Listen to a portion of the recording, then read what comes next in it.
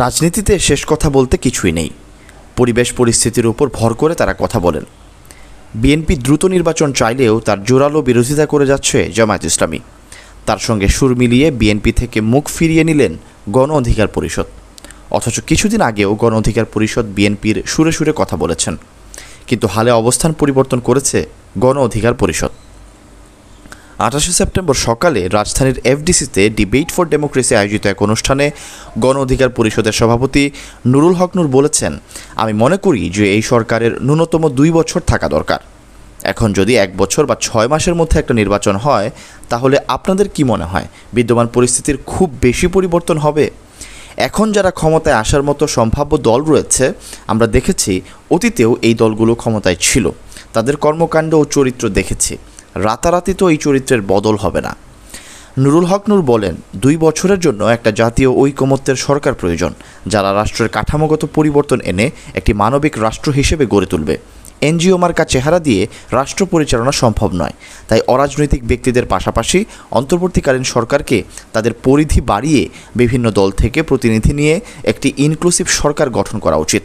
অর্থাৎ অন্তর্বর্তীকালীন সরকারের সদস্য সংখ্যা বৃদ্ধি করে রাজনৈতিক দলের প্রতিনিধি নিয়ে জাতীয় সরকার গঠন করার মাধ্যমে রাষ্ট্র সংস্কার ও নির্বাচনের মাধ্যমে গণতান্ত্রিক প্রক্রিয়ায় যেতে চায় গণ অধিকার পরিষদ।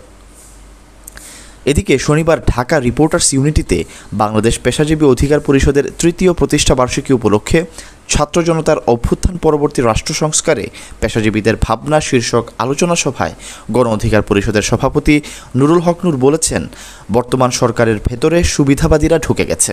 এই সরকার নিয়ে খুব বেশি দূর আগানো সম্ভব নয়। সভায় নুরুল হক নূর বলেন, এই সরকারে যারা আছে তাদের কয়জন ফেসিবাদের বিরুদ্ধে রাজপথে সরব ছিল, অথচ যারা রাজপথে ছিল তাদের মূল্যায়ন করা হয়নি। এই সরকার পতনের আন্দোলন একদিনে হয়নি, গত কয়েক বছর ধরে এর পটভূমি রচিত হয়েছে। 2018 সালের আন্দোলন না হলে 24 সালে এই আন্দোলন হতো কিনা সন্দেহ রয়েছে। এই আন্দোলনের সামনের সারির অনেকেই আমাদের ছাত্র অধিকার পরিষদের ছিল, তাই বলে আমরা নিজেদের মাস্টার মাইন্ড দাবি করতে পারি না। এই আন্দোলনে বিএনপি জামায়াতের অংশগ্রহণ না থাকলে আন্দোলন সফল হতো না। গণ অধিকার পরিষদের সভাপতি বলেন, এখন হুট করে নির্বাচন দিলেই বর্তমান পরিস্থিতি স্বাভাবিক হবে না, কারণ অনেকের অনেক ক্ষুধা রয়েছে। ডক্টর ইউনূসের আন্তর্জাতিক যে যোগাযোগ রয়েছে, যেভাবে বিশ্ব নেতারা তাকে সম্মান করেন, এটা আমাদের গর্ব, তার উপর আমাদের আস্থা রয়েছে। কিন্তু আশঙ্কা তার চারপাশের লোকজনকে নিয়ে। দেশের সংস্কার সম্পন্ন করতে হবে, দ্বিকক্ষ বিশিষ্ট ও সংখ্যানুপাতিক নির্বাচন ব্যবস্থা চালু করতে হবে। ডাকসুর সাবেক ভিপি নুরুল হক নূর আরও বলেন, পার্বত্য চট্টগ্রামকে অস্থিতিশীল করার জন্য ভারত ষড়যন্ত্র করছে, পাহাড়িদের ভারত উস্কানি দিচ্ছে। এসব ষড়যন্ত্র মোকাবেলা করার জন্য সবাইকে সজাগ থাকতে হবে। সামনে দুর্গাপূজা আসছে, সবাইকে সতর্ক থাকতে হবে। সর্বোচ্চ নিরাপত্তার ব্যবস্থা করতে হবে, যাতে সনাতন ধর্মের লোকেরা পূজা পালন করতে পারে। আশঙ্কা রয়েছে ভারতের গোয়েন্দা সংস্থা হামলা করে বিশ্বকে দেখাতে পারে এখানে সাম্প্রদায়িক দাঙ্গা হয়েছে। Syed Sakib, BNA news 24।